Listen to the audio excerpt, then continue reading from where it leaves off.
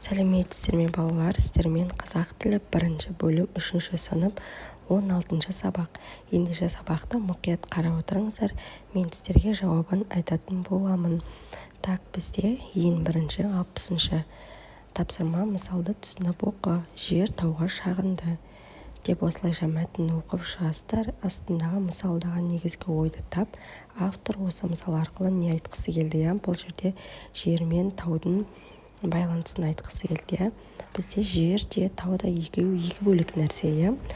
Келесі қарамен жазылған сөздерді басқа сөздермен алмастырып көріңдер деген екен.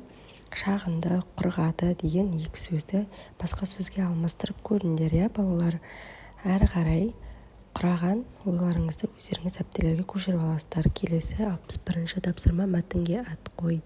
Ағасы Мирас пен Әлімге алма үлестірді. Мирас рахмет, ағасы оқасы жоқ, ал Әлім үнемдеген қалпында тұра берді, үндемеген. Мирас, Әлім, сен неге рахмет айтпайсың? Әлім, ағам оқасы жоқ деді ғой. Оқасы жоқ деген қандай мағына береді? Бұл жерде ағасы мен інісінің бір-бірімен сөйлесілген мәтіндері. Ағасы мен інісі немесе ағасы мен көкесі деген сияқты алмастырып жазсаңыздар да болады, балалар. Келесі бізде 62 тапсырмамыз. Мұқият қарап отырыңыздар, балалар. Журналист 3 сынып оқушыларынан әдептілік туралы сұхбат алды. Балалар төмендегідей пікірлер білдірді дейді.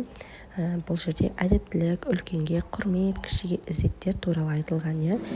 Сіздерге жауап: мен әдептілік дегенді үлкенге құрмет, кішіге ізет, жақсы сөз сөйлеу, үлкендерге көмектесу деп білемін. Келесі астында қай жауап саған көбірек ұнады?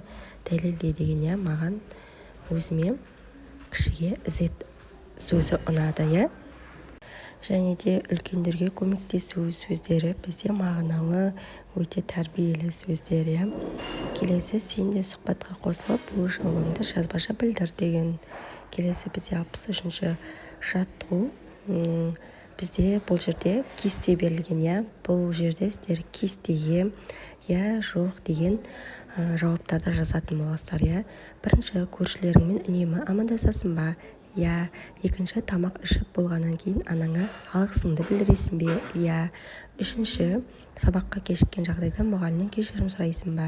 Төртінші, абайсызда біреуді қағып кетсең, сен одан кешірім сұрайсың ба? Жоқ, деп жазасыздар. Біздегі барлық ұпай 14. Сау болыңыздар, балалар.